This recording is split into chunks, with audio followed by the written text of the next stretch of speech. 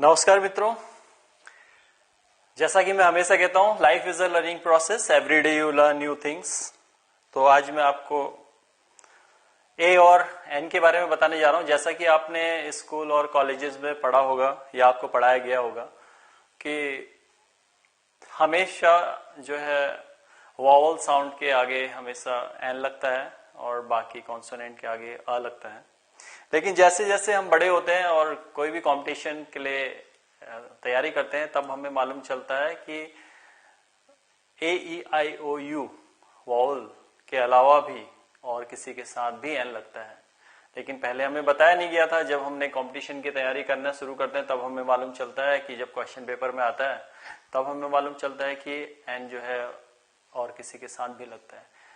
तो आज मैं आपको वो सारी चीजें बताने जा रहा हूं जो हमें बताई नहीं गई थी लेकिन अब हमें पता चली है। तो मैं चाहता हूं कि ये मैं आप सभी के साथ अपना ये जो अनुभव है वो मैं साझा करूं, जो ज्ञान है मैं आपके साथ साझा करूं। बहुत आसान तरीका है उसको समझने के लिए।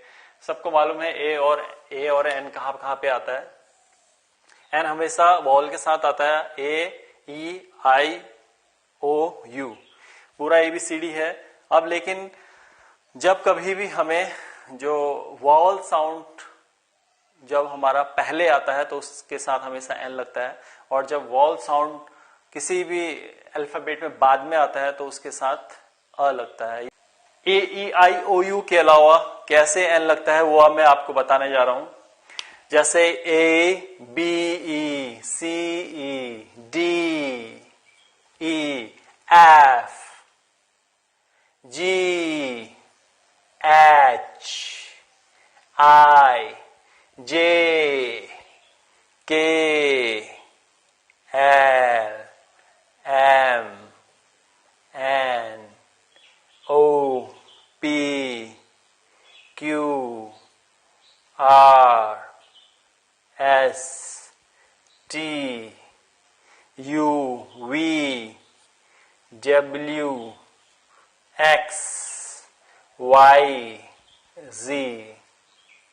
जब आप इन वर्ड्स को आप प्रोनाउंस करेंगे तो आपको क्या साउंड आ रहा है। जैसे ए, ये तो ऑलरेडी क्या है, एक वॉवल साउंड है। आप इन पांचों को छोड़ दीजिए क्योंकि ए ई आई ओ यू ये तो ऑलरेडी वॉवल साउंड है, इनके साथ तो एन आना ही आना है।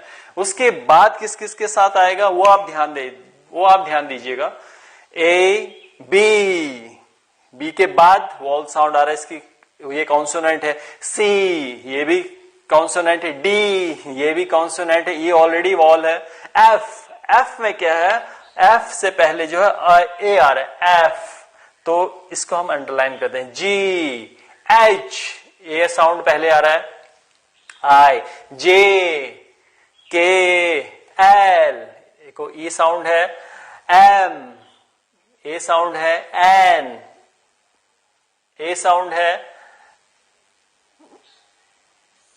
O P Q U R A R sound है। S E S S T U V W X Y Z. अभी आपने 26 अल्फाबेट देखे जिसमें से 5 ऑलरेडी वॉवल साउंड है, इनको हमने अलग कर लिया। लेकिन उसके बाद कौन कौन से जिसको प्रोनाउंस करने में अ साउंड या ई साउंड या अ और ई का सबसे ज्यादा साउंड आ रहा है, तो उसमें आपको अंडरलाइन करना है।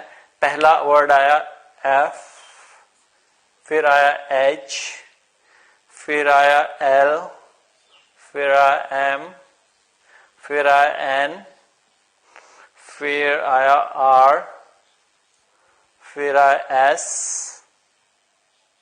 फिर आया एक्स। ये हमने वर्ड्स देखे F H L M N R S X. कैसे याद आपने देखा होगा, ये देखो वॉवल साउंड है, ये भी वॉवल साउंड है। पहले जहां पे पहले जिस भी अल्फाबेट के आगे वॉवल साउंड आएगा उसको हमने अंडरलाइन कर लिया। एफ के एफ, जैसे आप प्रोनाउंस करेंगे एफ, ए साउंड पहले आ रहा है एफ, ठीक है।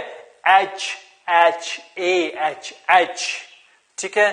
फिर एल, एल को भी A, E L L, M A M M, आ पहले आ रहा है, म पे एम एन, एन में भी ए साउंड पहले आ रहा है, N O P E, P के बाद ई आ रहा है, ठीक है। U, Q, Q U, Q के बाद यू आ रहा है। आर, आर में ए पहले आ रहा है, आर बाद में, आर। एस, एस में भी पहले ई आ रहा है, फिर एस आ रहा है। टी ई, टी, टी के बाद ई साउंड आ रहा है। यू, वी, वी के बाद आ रहा है। डब्ल्यू, डब्ल्यू में भी यू बाद में आ रहा है। एक्स, ई एक्स, एक्स, वाई, जी। इस तरीके से हमारे ये अल्फाबेट अलग सेल के अलावा भी हमारे पास कुछ साउंड ऐसे आए, कुछ अल्फाबेट में साउंड ऐसे आए जिसमें वॉल साउंड पहले आया था, जैसे F, F, H, L, M, N, R, S, X. तो ये सारे वॉल साउंड हैं। तो अब जैसे my father is space MLA, my friend's father is space SHO, my brother is space RTO.